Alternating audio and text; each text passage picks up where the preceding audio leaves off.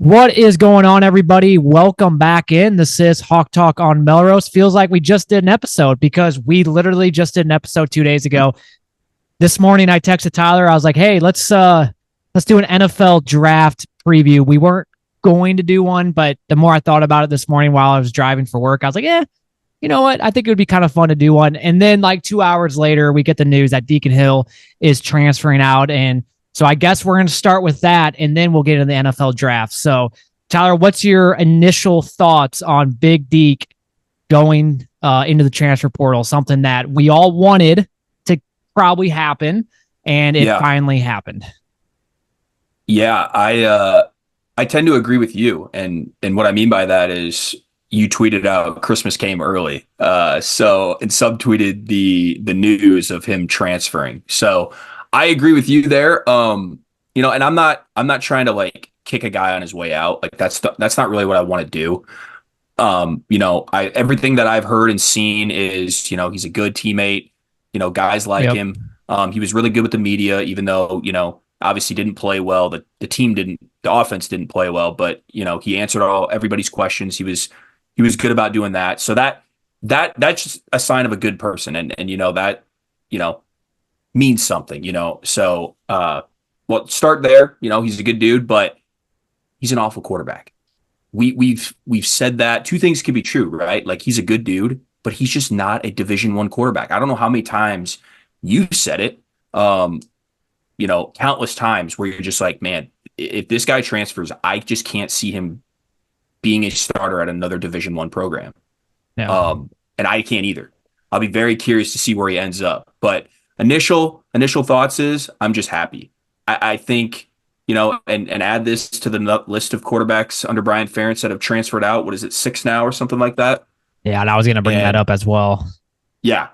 And it just goes to show that, like, I'm not even saying necessarily it's all Deacon's fault. Like, it is mostly Brian Ferentz's fault, being the offensive coordinator, being the quarterback's coach, like not being able to develop these guys.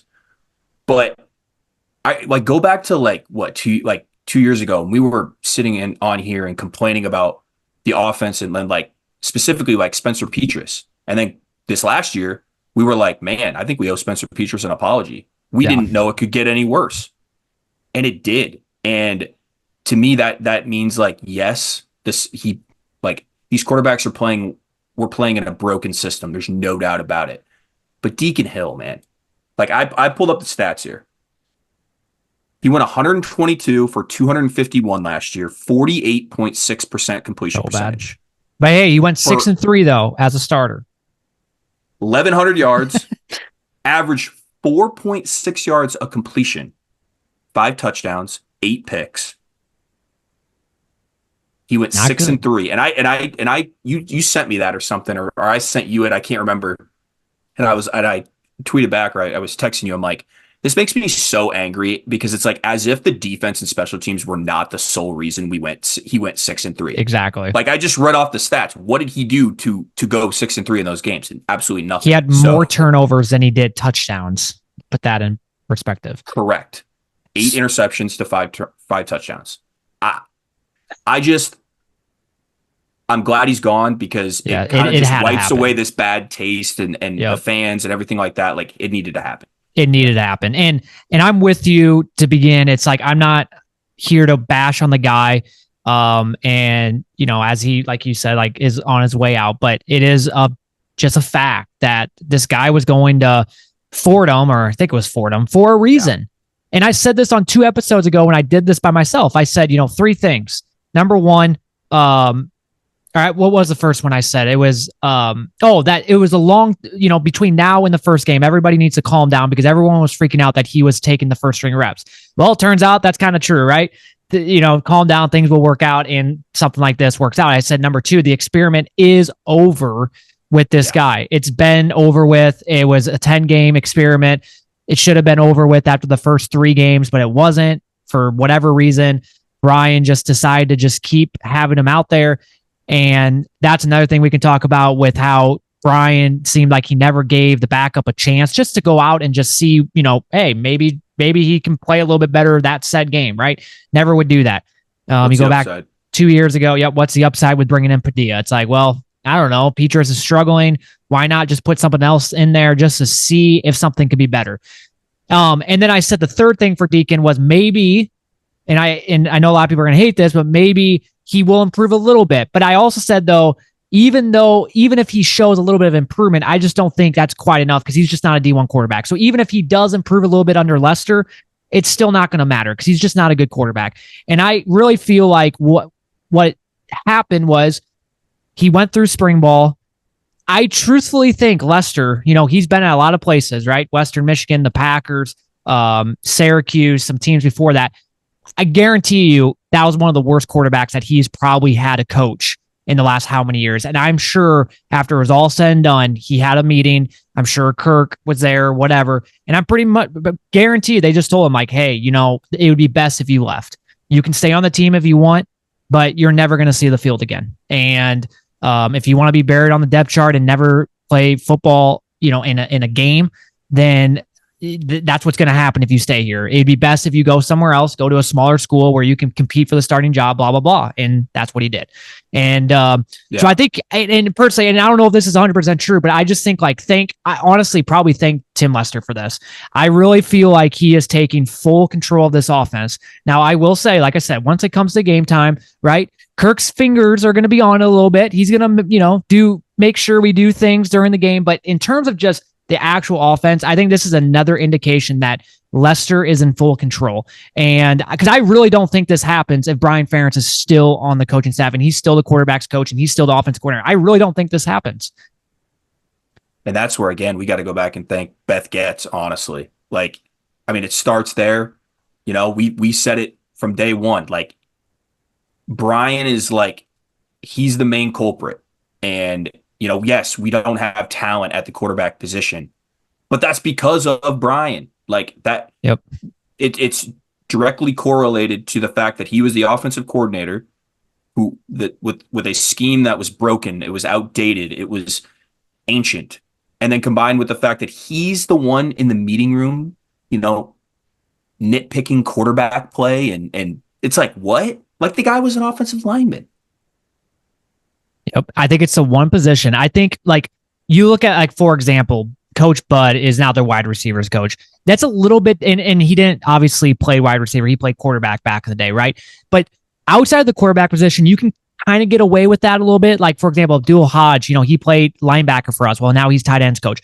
The quarterback position is the one position that you want somebody that has played that position before and that has coached that position before, because that is obviously the most important position. You just have to have the know, right? Yeah. And if you play quarterback, you just have to have the know. That's the one position where you want that. You do not want an offensive lineman who has never played that position, who's never coached that position, coach that. And I still remember that day when he was announced quarterback's coach. I literally remember where I was at and seeing that. And I remember you probably at the same time, and I just remember being wow, I can't believe Kirk is doing this.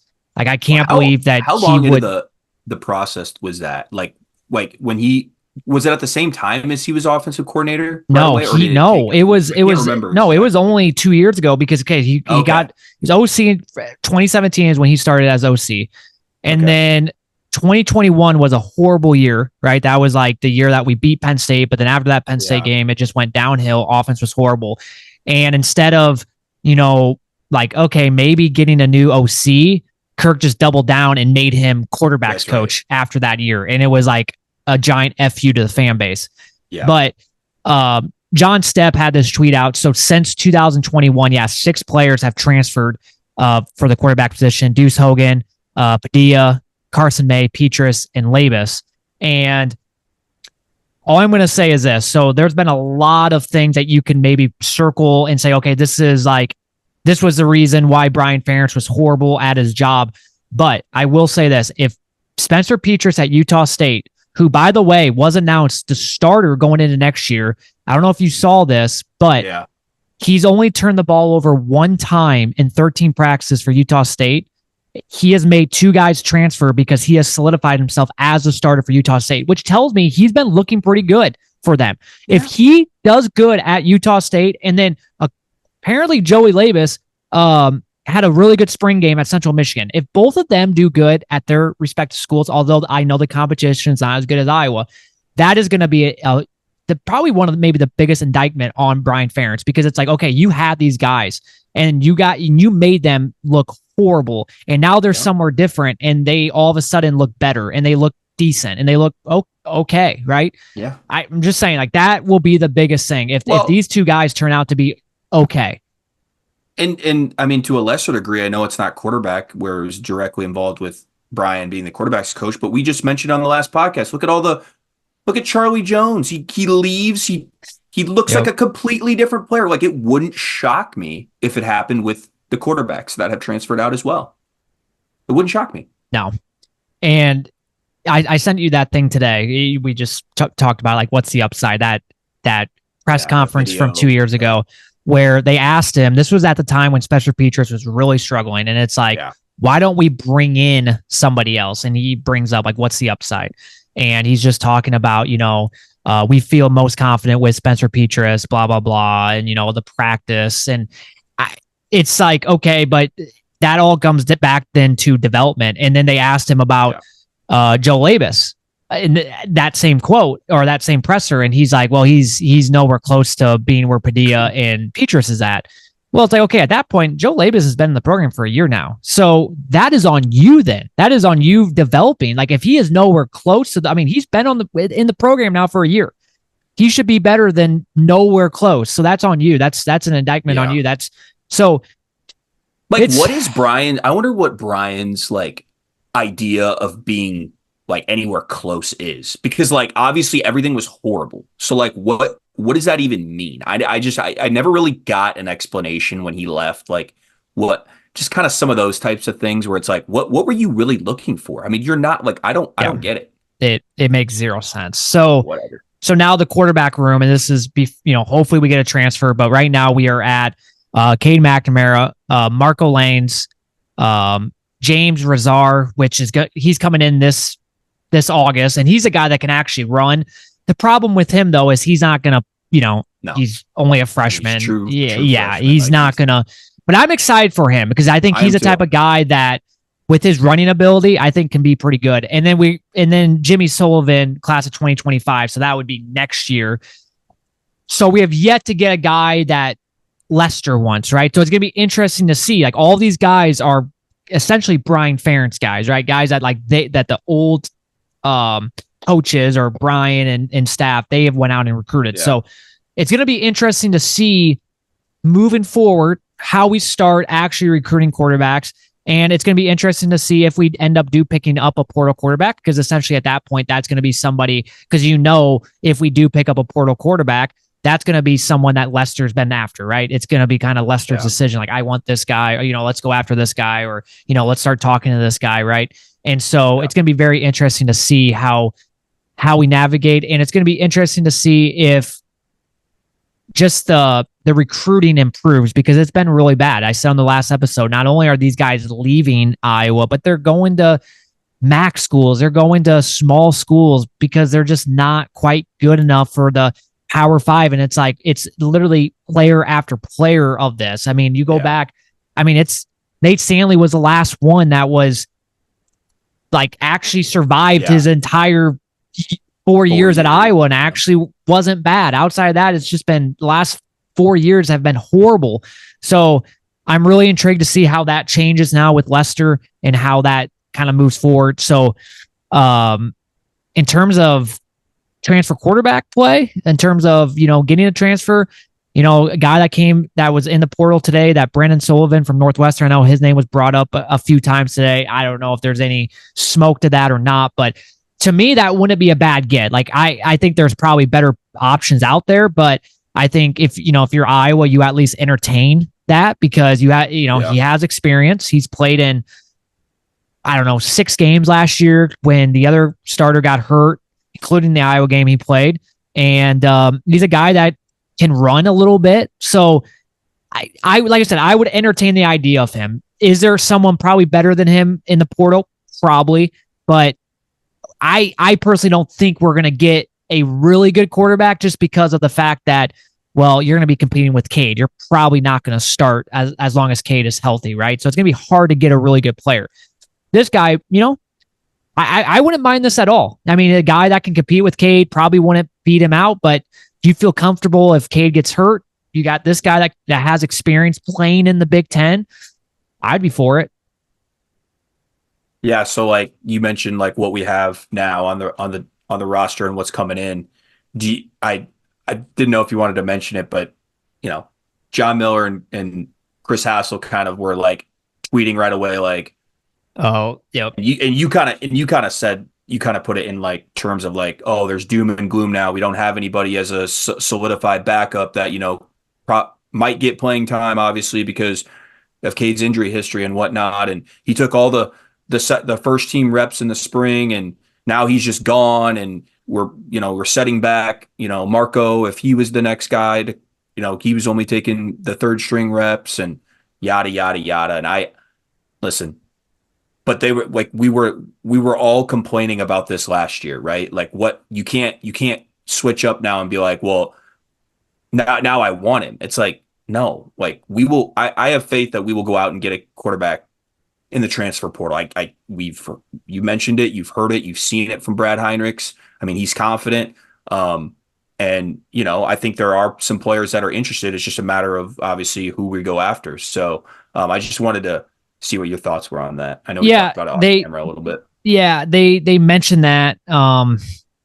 Yesterday I was listening to two guys named Chris Hassel, and it was getting to the point where I was almost like gonna turn it off because Hassel he kept just mentioning Deacon, right? Because at this point he was still on the team, all doom and gloom and blah blah blah. And now he's left, and now he's like trying to make it sound he's trying to be negative, about he always tries to find the negative out of something. It's like, okay, just yesterday you were saying how like awful, and like if we see him step on the field next year, blah blah blah. Okay, now he's gone, and now you're trying to act like, okay, what wasted all these reps. It's like, no, I mean, number one, Marco got the 2s and the 3s, so he probably got more reps than Deacon. And once again, going back to what Chad said, going back to what Lester said on the presser, it's about installing this new offense. And you have Deacon, he was essentially there. They were calling plays as if Cade was out there, and it's just getting the other 10 guys up to speed. That is essentially what it was. Nothing more than that. And Lester even said it. So it's like, I don't get. And Chad literally put the article to Hassel today when he tweeted that, to kind of be like, read this article that I sent out of what Lester said. Yeah. So I don't know. I don't really quite understand it. To me, it's like one of those things. Once again, Lester got here after the transfer portal closed back in January. He went through the spring. I've argued they probably gave him a fair shot. He was on the roster. Exactly. Like, that's what you do. You evaluate what you have. And if you decide, listen, he's not good, then they tell him, listen, transfer or you're never going to play. And I think that's exactly what you laid out to start the episode. Yep, exactly. So, yeah, in terms of transfer quarterbacks, then going back to that, I mean, who knows who it might be. I am confident we will get one. Brad Heinrichs, head of Swarm, is confident that we will get one. And he said, like, if we don't, it's not because we didn't try, because they are definitely going to pursue one. And I just think it makes sense. Like, you need to have somebody with Cade and, his injury history, and you just can't expect someone like Cade to go the entire year, even though you hope that he will. It's hard to expect that with back-to-back season-ending injuries. So, just getting somebody that you can feel comfortable in with, like, okay, if Cade goes down or whatever, at least we have this guy. Because I remember like last year, man, like those first couple games when Cade was like hurt, it was only a matter of time, right? Like every time he got hit, it was like, okay, is he okay? And it's mainly because of that play in the back of the field. Like, okay, our back of mind, like we don't really have somebody to come in if he gets hurt. That's why I want somebody that we can feel comfortable in if that does happen. Well, and somebody that actually pushes Cade, right? I mean, exactly. We talked about that. Like, we want to get a guy that could potentially be a starter. Like, you don't just go after some third string guy and he's going to be the backup. Like, that's why someone that can execute this. So. That's why I would not mind Sullivan at ours. Yeah, like I said, Sullivan. He has the experience. He played in the Big Ten. I mean, you showed some highlights. He can run. He can throw. I mean, he's athletic enough.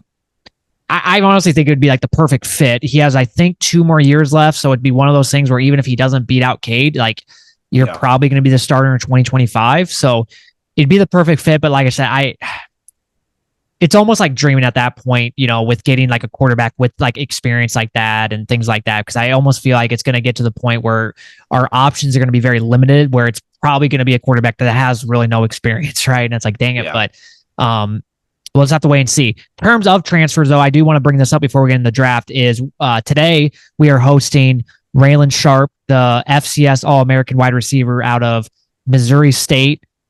So with him, it's one of those things where like people were a little like, well, why do we need a guy that's 5'9"? Because we've already have like, Seth and Caleb and Weege. But to me, it's like I will take anything and everything on the outside. Any sort of athleticism, any sort of guy that can create separation. And that's exactly, exactly what he, and once again, this Missouri State competition, I get that, but you go watch his highlights, he has pretty good hands and really quick, really fast. Like I will take that, and so he's visiting today. I haven't heard how it went.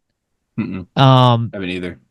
He has a visit lined up with North Texas, and it's mainly because he's from there. And that's the only thing that's a little concerning for me is like, yes, we should be able to beat out North Texas, but it's like he's literally from that city, or like he's like 30 minutes away from that city. So like if it's a hometown attraction, it's like that's gonna be tough. And I think he has to visit to Fresno State, which I saw that they pass the ball a lot there. So it's like they might use that. I mean, I can already see both of those programs, their plot to get him. They will just talk about how we are so bad in the receiving room. Hopefully Lester today can sell him, or the pitch of look at what I did at Western Michigan with some guys your size, and Jalen Reed and Sky Moore, players like that. So it's one of those things that's going to be very interesting. I would say Iowa has a really good shot at him, especially with Lester now and the potential that we have on the offensive side. And I'm sure, like I said, Lester is going to sell him on that, but we'll just have to wait and see. I mean, the selling point from Lester is, it's going to be a new offense. We're going to get you the ball. You probably will see a lot of playing time if you're obviously, good enough. And like, I don't know why he wouldn't be. So yeah, I'm excited. Hopefully I'm just, cross our fingers. Wide receiver is such a need now, obviously. And we talked about that last episode. So anybody, like you said, I know, like you said, the competition wasn't great, but still an FCS All-American. Missouri State's football is not bad. So, they're usually pretty good for their level of competition. And then you can also sell on the fact that, okay, if you're talking Fresno State, North Texas, it's like, well, you'd be playing the Big Ten. You'd be playing in front of 70,000 fans, right? The resources here, look at our facilities, right? So hopefully that all kind of helps. I wish we were the last team he was visiting instead of the first team, because sometimes it feels like it's the latest one is the one that plays in the back of your mind. Yeah, exactly. Yeah. So we'll just have to wait and see. Now, if you don't recall, though, Caleb Brown, when he visited Iowa, he had Oklahoma visit lined up like a couple days later, and he left Iowa and he committed that night. He decided to cancel all his remaining. So maybe that could be something that will happen with Raylan. I don't know. We'll just have to wait and see. Yeah. All right, let's get into the draft a little bit here. We're going to first talk the 4 guys for Iowa, and then we'll get into some other things with the draft. But since this is an Iowa Hawkeye podcast, I figured that'd probably be the best thing to do. So Cooper Dejean, that's the first one. The first potential, and I'm saying potential because anything can happen for the draft. Some guys can get moved to the second round. Anything can happen, but I do think I'm fairly confident he will be a first-round draft pick, and it'll be the first-round draft pick for a secondary position for Phil Parker.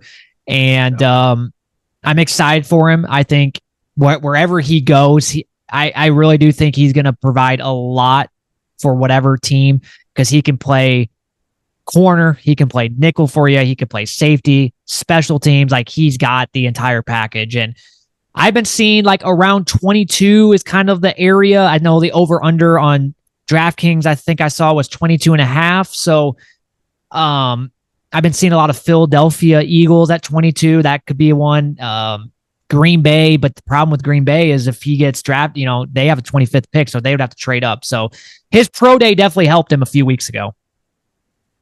Oh yeah, for sure. And I mean, I've seen as high as like the Jaguars at 17. They need a corner, but the thing that I keep seeing in terms of corner rankings, for the first round, it's like Quinyon Mitchell from Toledo is like number one because Yeah, he just had an elite pro day, he's or yeah. like combine and pro day. I Super do remember fast, seeing that. Yeah, like so fast. And then I see Terrion Arnold from Alabama, and then it's maybe the Nate Wiggins guy from Clemson or Cooper Dejean. So it's kind of like that third to fourth.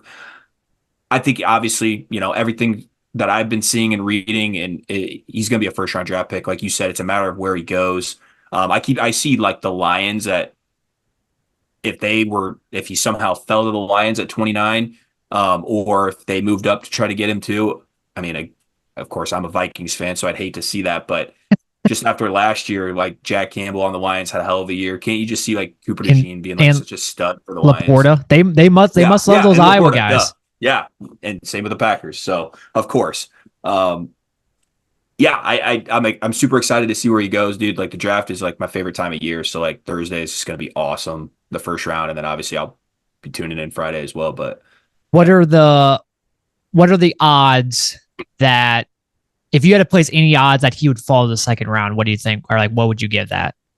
I mean, the only thing would be like the injury history, but and the fact that there's not going to be a ton of like defensive guys, I feel like taken in the first round. Like I keep seeing it's going to be obviously quarterback, wide receiver, offensive line, heavy first round.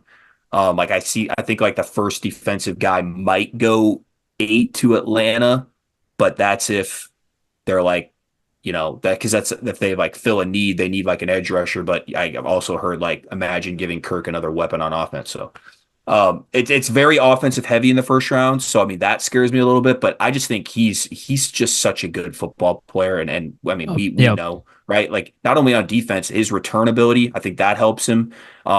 As well as the fact that I do think that if he played offense for Iowa, he probably would have been our best offensive player. Exactly. I wish he would have played a little bit more than just those two plays. And you mentioned he's such a versatile player. I think you could put him anywhere. He can play a lot of different positions. I would say the odds are pretty low that he keeps slipping into the second round. No mock draft I've watched or seen is him anything but a first round draft. And I think just his pro day alone kind of solidified himself into a first round draft pick. I just think it's cool because you got a guy, he's close to where we grew up. OABCIG is about 40 minutes away from Carroll, our hometown. So it's just cool seeing a guy from there going to be a NFL draft pick. Not only that, but potentially a first round draft pick. And then the next one, Tory Taylor, which, a punter getting drafted. It's just, you don't see that very often, but according to some different mock drafts, some of them have him going in the 5th round to the Saints, and then there was one that was having him go to the 6th round to the Green Bay Packers. So definitely going to be a draft pick, regardly 5th, 6th. I actually saw one that was in the 4th. This was a couple days ago. So be interesting, but I think he's really good and he can really help a team out. So it makes sense. I mean, the dude has punted so much in college. Like you just go watch the tape of how good he is. Like that could really help a team out. I mean, obviously special teams are that phase of the game that you don't really think about until you need it to be crucial for you. So Tory is the best that there is. I mean, obviously one of the best punters, if not the best punter to come through Iowa. So I don't doubt that he would be a stud in the NFL. And then Logan Lee, and for him, very underrated guy. I mean, he was really good for us. And I think going into next year, like, you think of like, we lost Cooper, we lost Joe Evans. It's like, well, Logan Lee was a really big player for us as well. Like he did a lot of good things and he had a really good pro day. And according to like 5 different draft sites, some of them have him go in the 6th round. Some of them have him go in the 7th round. I think he is a guy that can be decent in the NFL, and wherever he goes, if you get him in the 7th round, I think that's a great pick for whoever it is. Yeah, I feel like he goes to the right situation. You know, kind of like it just reminds me a little bit of like what is it from Tampa? It's like Anthony Nelson. Yep, Like Anthony Nelson. he's actually like a really good football player. Like is Yes. starting for Tampa Bay. Like you find the right situation. You don't think much of this guy. Oh, he's just some Iowa guy that got drafted in the 7th round. Wouldn't surprise me if he makes an NFL roster and actually contributes down the line. And this is going to the next one, Eric All. I think he is a type of player as long if he stays healthy, because he's probably not going to get drafted until a lot of them have him going either, some of them have him going the 5th, but I've been seeing a lot of 6th and 7th. If that is the case, I guess yeah. If he goes like in the 6th or 7th, that is a huge pick for anybody because, like I said, as long as he stays healthy, he has all the tangibles to be a great NFL tight end. He can block. Yeah. He has great passing or great hands, and he can run routes pretty effectively. He was poised, and he was having a big year for us last year, even with Deacon Hill throwing the ball. Year as the top receiver, and he didn't even play for like half the year. 8 exactly. Games. Yeah, exactly. So think about if he would have played the entire year. Yeah. And think about and really the biggest thing is like his injury history. And this is the reason why he's going to drop is because, okay, he just had ACL injury and then he had back injury, and that back injury a couple years ago, like they thought maybe he would not even be able to play again. Right. So that is the reason. But like I said, if he stays healthy, man, like if any team picks him up, like that's a huge get for them. So. Sorry, my Siri's going off on me. Oh, you're good. So, yeah, so those are the 4 guys. And then outside of that, I'm sure there'll be some other players that will sign like free agent, contracts or whatever. And then, they'll have to, who knows if they'll make the roster. But I think those 4 guys will get drafted. And let's hope for a 1st-round draft pick for Cooper Dejean. So let's get into, as we end the show, just maybe some other things. The top 10 draft picks. It's going to be like, this is what I'm so pumped for on Thursday because I do think there's going to be some trades. Will your Vikings go, trade up and get JJ McCarthy? Because I think at this point, if they don't trade up, they ain't getting him because I think he's going to get picked earlier than maybe we thought maybe a month ago. But so I do think the Vikings are going to need to trade up to get him. And what are your thoughts if they do get JJ McCarthy? I love it. So first of all, we saw JJ up close and personal last year in the Big Ten championship. No, was he asked to sling the ball around like some of these top picks? Absolutely not. That's not what Michigan did. Michigan was the biggest thing that I could say, and I keep hearing this. It's like JJ sacrificed a lot. I mean, the guy could have went, transferred out, went anywhere and started slinging the ball around to increase his draft stock, but he wanted to win. He wanted to win a championship. And he is a winner. Yep, he's a winner. What does Minnesota need at the quarterback position? A winner, a guy that knows how to win. And also that Dan Orlovsky, I've been watching a lot of stuff. He thinks he's the best play action quarterback in the draft.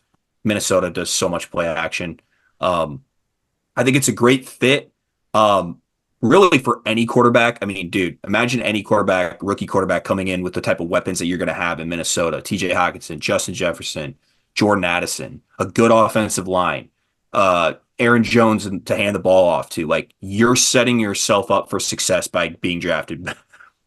Exactly. Setting yourself up very good early on in your career by being a Minnesota Viking. So that's what I'm saying. And think about the 3rd pick, which is the Patriots. And I've been seeing, a lot of it's been Drake May or Jaden Daniels, but they could potentially get JJ. And wouldn't that suck for JJ? You go from you could go to the Vikings with all those weapons to the Patriots. Oh boy, that would suck. But I've been seeing some of those, but a lot of it's been Drake May and Jaden Daniels. Yep. And I've seen that, I just don't know. I don't know what to believe. A lot of this reporting like a lot of fan sites and stuff too. It's like, oh, I've heard this, Vikings love Drake May and they love JJ. And I think if they're going to trade up, obviously they have the ammunition to do it. They got, they traded with, who am I blanking out on? Who did they trade with? I forgot, but it was a couple. Yep. Got the 23rd pick. They had the 11th. So they have the ammunition to move up. I'm thinking, it's anywhere in that range of 4 with the Cardinals, 5 with the Chargers. And at that point, it's probably coming down to a guy like JJ. And if what we think and everyone thinks, Caleb Williams, Jaden Daniels, Drake May, and any of that order behind Caleb, um, if the Cardinals stay pat, they want Marvin Harrison at 4, then hopefully the Vikings can make a trade with, which is weird because it's like Jim Harbaugh is now the coach at the Chargers, loves JJ, and it's like you're making a trade with. It's just kind of funny how that works out. But I think the 2, like, for sure is obviously number 1, Caleb Williams going to the Bears. Like, that's a given. And I think Marvin Harrison going to the Cardinals, I think that's a given too, because the Cardinals, although, I mean, how good is Kyler, or I can't think of his name right now, their quarterback. Kyler Murray. Yeah, Murray. Like, but I think they're gonna roll with him. I think they're gonna keep going with him maybe a few more years. And so what do you need? You need weapons around him. So I think Marvin Harrison's the best bet. I think it's really then outside of that, like, it's all up in the air. Who's Washington going to go with? I do think it's going to be Jaden Daniels the more I think about it. That third one's just interesting. Like, are they going to go with Drake May or are they going to go with JJ? Because I've been kind of seeing both. It's going to be very interesting. And then it's going to be interesting to see what the Vikings do. Because, they're going to have to trade up if they want JJ. Well, I mean, it's just at the end of the day, it's that. Unless they want to just stay at number 11 and get Penix. I don't think it's going to happen. Like, if you're wanting one of those guys, you're going to have to move up. I think I keep seeing, the Raiders at 13 are going to try to see if they can slide up somehow. Denver at 12. And then obviously even like the Giants. Nobody's like, the Giants are keeping quiet, but like, how do they feel about Daniel Jones? I keep seeing them maybe wanting to move up too. So I think you really got to try to get to like 4 to 5, obviously, to get your guy, if that's who you really want. Maybe, I don't know. The Vikings haven't obviously came out. They're not going to give anything away. But it's what makes it so fun, man. I'm so excited. And then I think the Bears, I mean, so they get, 2 top 10 draft picks. So they're going to get Caleb Williams. I do think they're probably going to get Rome Odunze from Washington. I think he's the next best. Well, I don't know, either him or Malik Neighbors. I mean, they're both really good wide receivers, but I'm seeing him going to the Bears and then Malik maybe going to the Giants, unless the Giants get a quarterback. I don't know. Yeah, or the Giants get a wide receiver to surround Daniel Jones, which would be like a Malik. Yeah. Yep, that's what I'm saying. Yeah, with Malik. Really, if you're trying to get a receiver in this draft, you're wanting the top 3 guys: Marvin Harrison, Rome Odunze, and then who's the third guy? I'm blanking out. Malik Neighbors, Marvin Harrison. Malik Neighbors. Or even Brian Thomas from LSU, the other wide receiver. I mean, I've been seeing his name too a little bit. So. Yep. So that's kind of the top tier of guys, and if you can get one of those guys, I think you'll be happy. Obviously, I still think Marvin Harrison, personally, I think he separates himself. He's kind of from day one, like, he's been so good, and it's not just like a 1-year wonder thing, like with kind of even like Malik Neighbors. So, but yeah, it'll be interesting. Obviously, the Bears, I mean, they also could go offensive tackle. Justin Fields got sacked so many times last year, like. Would you want to help solidify the offensive line and help Caleb Williams out? I mean, that's something else I've seen too. Yep. And there's some decent offensive linemen. You have Joe Alt. You have the guy from Penn State, the offensive tackle. Yep. So there are some good tackles coming up. And then I'm going to be interested to see where like Brock Bowers goes, the tight end from Georgia. Obviously really good. I think he's so good, and I think he might just slip because of other there's just neat positions. Yep, exactly. I think he'll be a steal for somebody. And going back to another guy, this is very, very random, but I'm just looking at some draft picks. I kind of forgot about this guy, but just staying close to home with like the Big Ten is that defensive tackle from Illinois. They have him going 21st to the Dolphins. I'm kind of surprised by that. But if the Vikings somehow stay at 11 and 23 and he falls to them like Iowa, the Vikings really need like a defensive line help, and that, Jerzon Newton or whatever his name is from Illinois, he's really, really good. And I've seen him late to, or, middle to late first round. So, according to this draft site, they have that corner from Toledo that you were talking about going 13th to the Raiders. So he's definitely going to be the first one off the board, no doubt. And then after that, it's like, okay, is it going to be, the guy from Alabama, or will it be Cooper? So very interesting. This one has Cooper going 19th to the Rams, which I think would be pretty cool. And so like with the Lions, I mean, they were full of surprises last year, right? I mean, they took a couple of guys that, I don't think were supposed to be as highly drafted as they did with Jack Campbell and Jahmyr Gibbs. So you never know how the draft is going to shake out. You have all these mocks and you look at it and you think you know it, and teams move up, trade up, or draft players that you didn't expect. So it makes exactly. And remember how mad the Lions fans were from their draft class last year, and they might have had the best draft class. So I remember you texted me, you're like, people don't realize how good Jack Campbell is. Like, obviously, and Laporta, they were. I think they were a little mad about Laporta too. Maybe not as mad as with the Jack Campbell one, but what a year they had. So. Yeah, exactly. So, well, that will do it for this episode. That was fun to talk about. It's gonna be, like I said, Thursday night. It's one of the best nights of the year. The NFL draft. It's a lot of fun. It's in Detroit, so I would guess Detroit's gonna make some splashes, right? They're gonna keep their fans happy, I'm sure. So you never know, but I'm looking forward to it. It's gonna be a lot of fun. It's gonna be exciting to see where some of these guys end up. Like you said, it's full of surprises. There's gonna be so much that unfolds that first round pick, or got teams trading with each other and things like that. So, and that's what makes it all fun. So, really excited for that. So that will do it for this episode. I'm sure, just like the last episode, we're like, we'll probably be back in a week. Transfers and different things like that. It seems like every other day there is something new and big that comes out, and then it's one of those things where we got to get back on the mic. So we'll see how this unfolds. I'll be gone for the next week, but we'll probably be back sometime next week, because I'm sure there'll be some surprises that have happened and things like that. So, well, that will do it. Thank you guys all for listening, and go Hawks.